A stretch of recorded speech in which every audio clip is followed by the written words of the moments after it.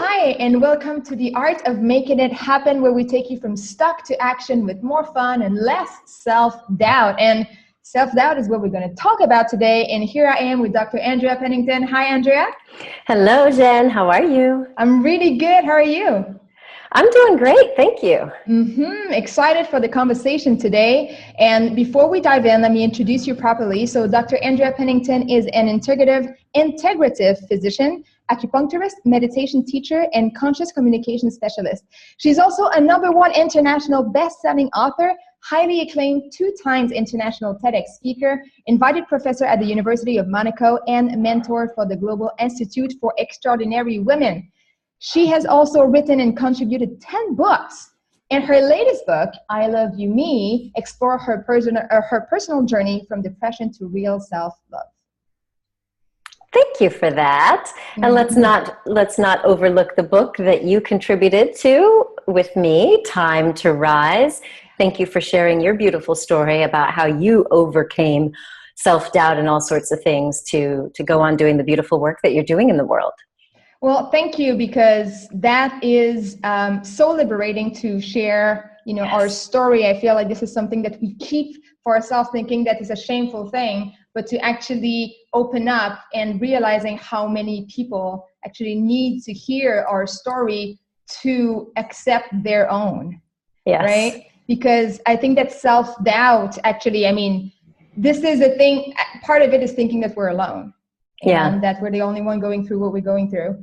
And when we actually connect with other people with similar stories, that's how we can understand the greatness that is inside of us, and see beyond the self-doubt, because self-doubt will always be there. It doesn't need to dictate what we do.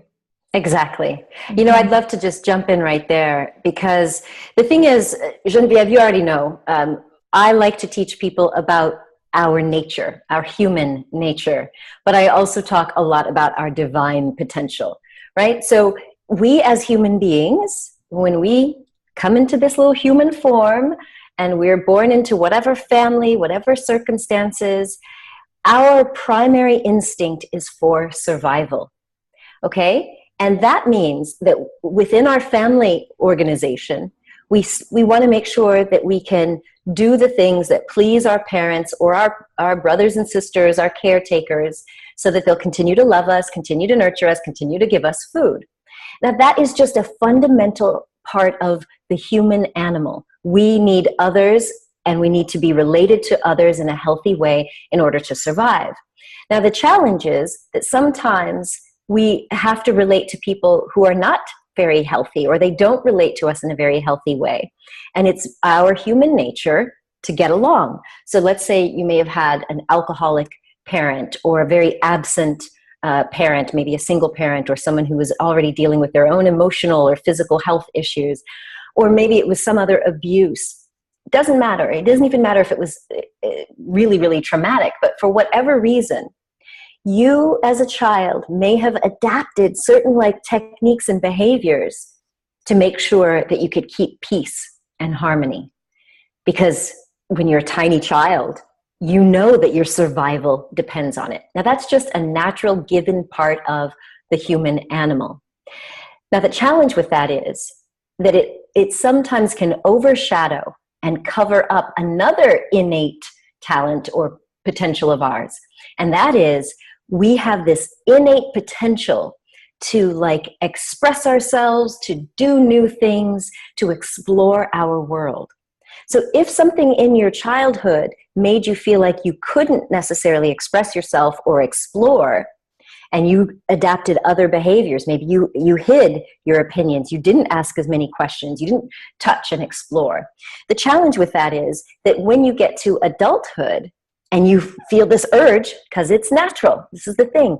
We have a natural, innate tendency to want to explore, to express, to be creative, to be in relationship with other people.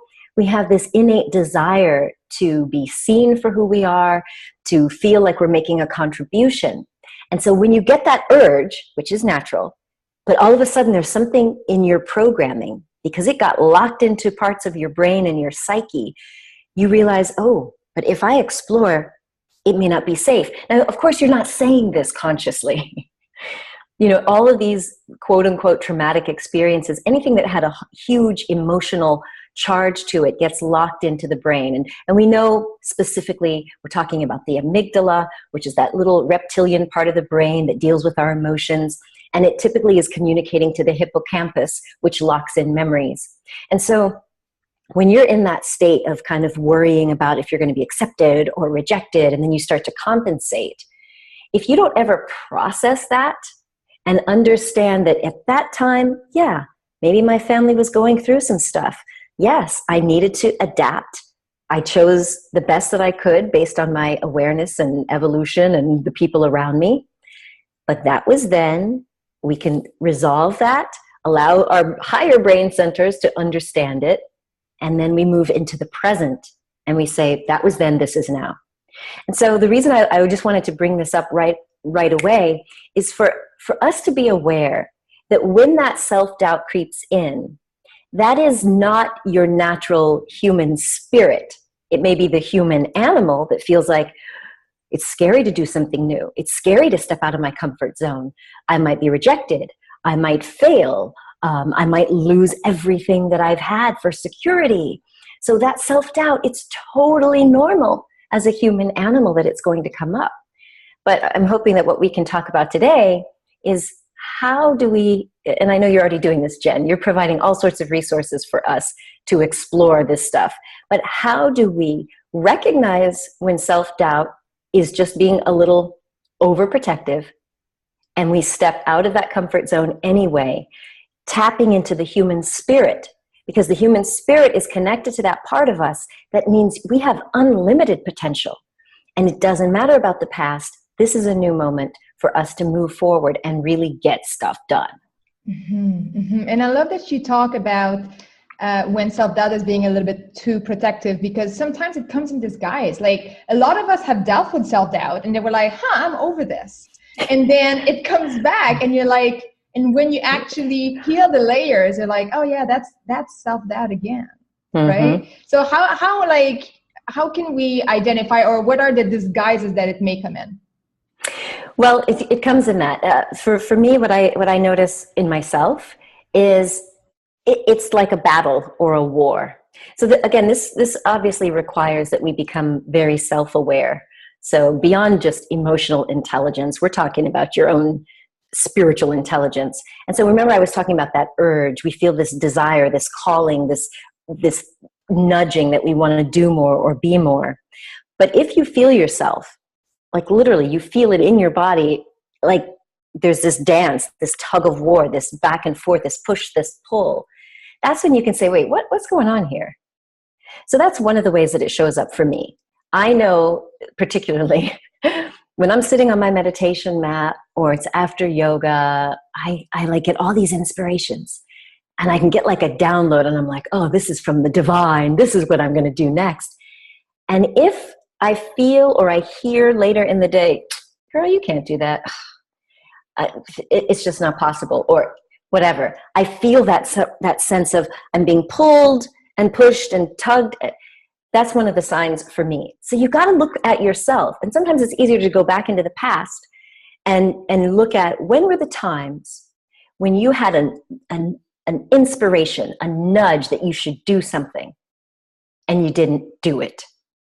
Because here's the thing. For most of us, we have plenty of those. I know I do. But the shift for me came when I was looking at one of my journals and I was reading all these like brilliant, I thought they were brilliant ideas and downloads. I'm like, that was a great idea. Oh my God, I didn't even remember this stuff. You know how you kind of write after you get an inspiration or meditation? But what happened was I was realizing as I'm reading these words, dang, not even a few months later or a year later, I saw someone else doing it.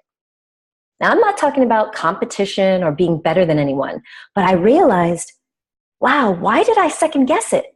Why did I not take action? Clearly, someone else got the idea. I always believe that, the divine gives us these inspirations, but if you ain't going to take action, somebody else will.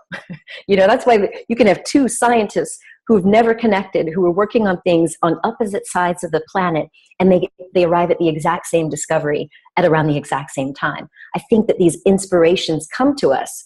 And what I noticed for me in looking at that journal was I started to feel this heaviness.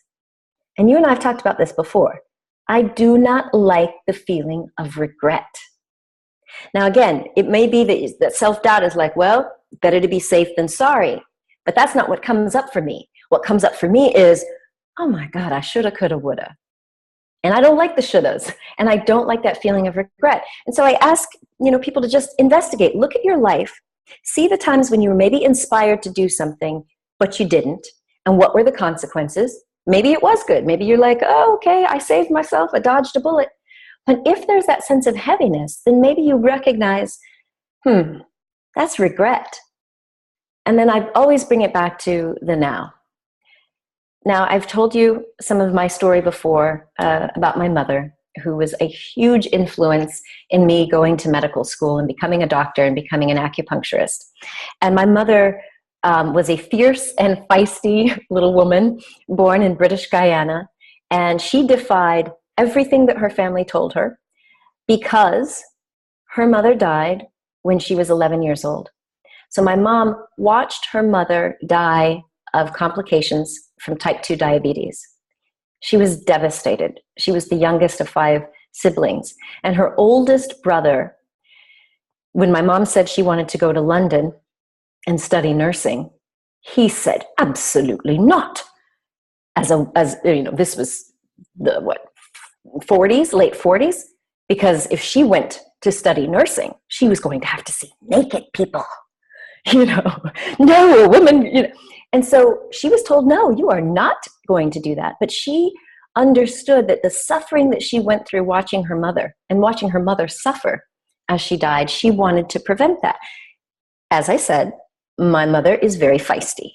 She did go to London. She did study nursing. And she ended up really pouring her compassion into her medical profession.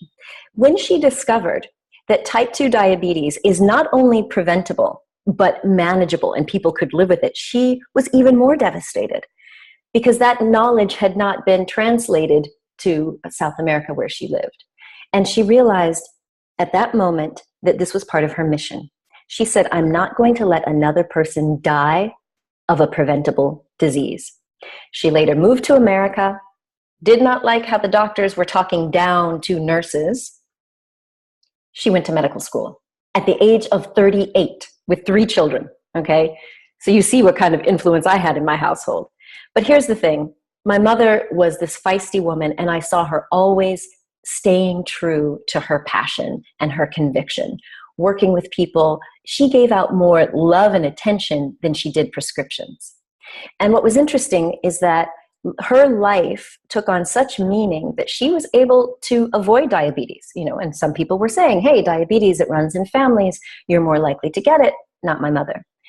Now, the thing that did eventually catch up with my mother was Alzheimer's dementia. But it happened probably 20 to 30 years later than anybody else in her family. Now, many of her brothers, well, actually all of her brothers and sisters, unfortunately, passed away. And they all developed memory decline and what looks like Alzheimer's dementia, some of them as early as their 40s.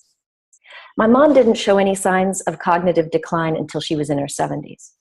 And now at the age of 85, her memory is, for the present moment, it's pretty much gone. So you end up telling her the same things over and over again. But before her memory was really just zapped, I showed her my TED Talk, and I know you've seen it. And I was sitting with her, and I wanted her to see, there I was telling my story about having depression.